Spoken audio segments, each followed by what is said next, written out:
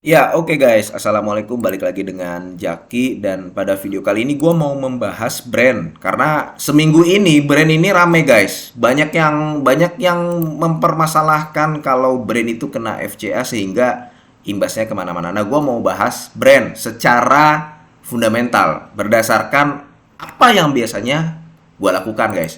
Nah, brand ini gue pernah bahas PJO guys ya. Nah ini gue langsung katakan aja bahwa brand ini adalah perusahaan bagus nih guys. Brand perusahaan bagus dan punya prospek cerah. Karena 4 minggu yang lalu gue pernah membahas PJO. PJO dikatakan, gue bukan cuma sekali membahas PJO doang. Bukan cuma sekali ya, beberapa kali gue membahas PJO dan gue katakan bahwa PJO itu prospeknya bagus dan cerah. Ya, dia perusahaan energi baru dan terbarukan sama seperti brand, menjual listrik salah satunya juga ke PLN gitu ya. Apalagi kalau PJO, PJO ini bener-bener ngejual ke PLN gitu. Nah, kalau gue mengatakan PJO bagus, gue juga harus fair bahwa gue mengatakan brand itu bagus. Secara prospek, bagus. Dan kenapa bagus? Karena dia 11-12 guys sama PJO. Lu boleh nonton videonya, gue waktu di video PJO itu gue menjelaskan bahwa PJO itu termasuk salah satu pemain terbesar di bidang geothermal energi yang memanfaatkan energi panas bumi. Di sini nih guys nih. Nih Pertamina Geothermal Energy. Nah, si brand ini guys, brand ini punya anak perusahaan. Dia punya anak perusahaan. Anak perusahaannya itu adalah ini ada Star Energy Geothermal Salak ya, dia 300 megawatt tuh 377. Ada Star Energy Geothermal Derajat, ada Star Energy Geothermal Wayang Windu. Nih. Jadi kalau lu lihat di segmen operasi laporan keuangan brand, ini laporan keuangan resmi perusahaan ya guys ya, tuh. Lu bisa lihat gitu. Ya dia paling gede pendapatan dari Salak nih di sini nih tuh. Ada Salak, ada Derajat yang kedua nih, sama Wayang Windu. Wayang Windu memang yang paling kecil. Nah, kalau digabungkan ketiganya, brand itu sudah mencapai 800-an megawatt, 880 megawatt. Kalau PGEO yang dikelola baru mencapai 672 megawatt. Makanya di root Pertamina ya yang cewek itu Nike Widiawati kalau gua nggak salah namanya, dia punya target bahwa PGEO itu tahun 2025 atau tahun 2026 dia harus bisa menghasilkan 1 gigawatt. Artinya kan berarti 1000 megawatt. Dia masih harus membangun fasilitas-fasilitas yang bisa menghasilkan sekitar 300 megawatt. Nah, sekarang karena dia 11-12 dengan PGEO, maka kita harus membandingkannya dengan industri yang sejenis. Jadi gini guys, kita kan mau mencari harga wajar dari brand, ya kan? Biasanya kalau mau mencari harga wajar sebuah perusahaan itu bandingkan dengan perusahaan yang industrinya sejenis. Kalau lu mau cari BCA ya bandinginnya dengan BNI, BRI, Mandiri. Itu guys yang Big Bang. Kalau lu mau batu bara ya lu bandinginnya dengan PTBA. PTBA nih dengan ITMG, dengan Adaro, dengan BSSR, dengan Games dan sebagainya. Kalau sawit lu dengan Astra Agro Lestari, kemudian dengan siapa namanya? LSIP, lu dengan TAPG. Nah, kalau kalau brand kita membandingkannya nggak usah jauh-jauh dengan yang 11-12 dengan industrinya sejenis aja, PGEO. Nah, kemarin gue udah pernah bahas PGEO bahwa dia dijual di market dengan pair segini nih guys nih. Nih, segini nih. Dia dijual dengan pair segini. Ya, price to earning ratio si PGEO ini segini. Average-nya itu di angka 16. Nah, ini gue langsung gue tulis ya guys ya. Brand sama PGEO. Nah, dia dijual dengan pair segini nih.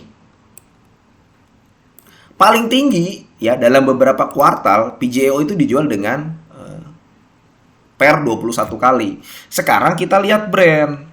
Brand itu dia berpotensi mencatatkan EPS nih guys. EPS dalam 1 tahun, brand itu adalah EPS-nya di angka 14. Ini kalau dia stabil. Kan di kuartal 1 dia sudah mengantongi 3 guys. 3 per lembar. Kalau setahun, di mana dia stabil, maka dia berpotensi mendapatkan EPS 14 nih. 14. Nah, kalau misalkan dia dijual dengan ini kita jangan ngambil yang 16 nih. Ini PJO kan dijual dengan per 16 kali. Kita jangan ngambil yang 16. Coba kita ambil yang paling tinggi aja deh, 21. Maka ya tinggal dikali aja guys, 21 kali 21,64 kali 14. Maka harga wajarnya brand berdasarkan per di industri sejenis itu adalah 302 per lembar.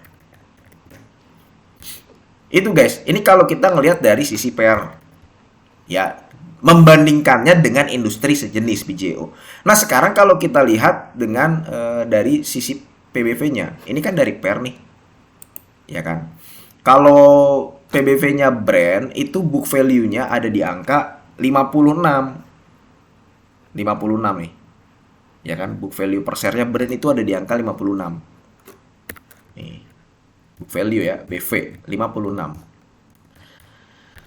Nah, BJEO di market, di bursa, ya, di bursa kesayangan kita semua, dia dijual dengan average PBV 1,4. Dia jarang tuh menyentuh angka 3, menyentuh angka 4. Enggak, dia nggak pernah. Dia dijual dengan angka segini. Kita ambil yang paling tinggi aja guys. Kalau misalkan si brand book value-nya adalah 5,6, ya, dia diambil PBV 1,99. Maka dia harga wajarnya ya 11 nih, 111 per lembar. Ini kalau kita lihat dari BV, Brazil book value.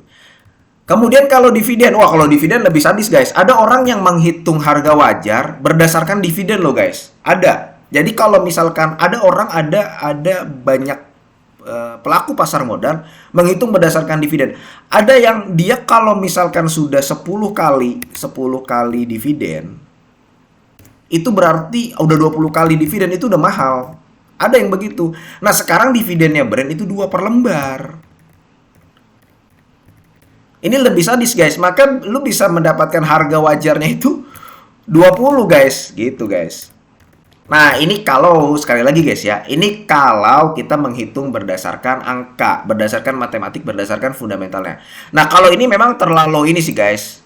Nah gua ngelihatnya dia harganya itu biasanya bisanya di sini nih, 302 per lembar. Ini gua udah mulai memperhitungkan lah, dia perusahaannya bagus ya, dia juga pemain besar, termasuk pemain besar di geothermal. Kalau semua anak-anaknya yang digabungkan, ya memang ini anak-anaknya brand ya, geothermal Salak, geothermal Derajat, geothermal Wayang Windu.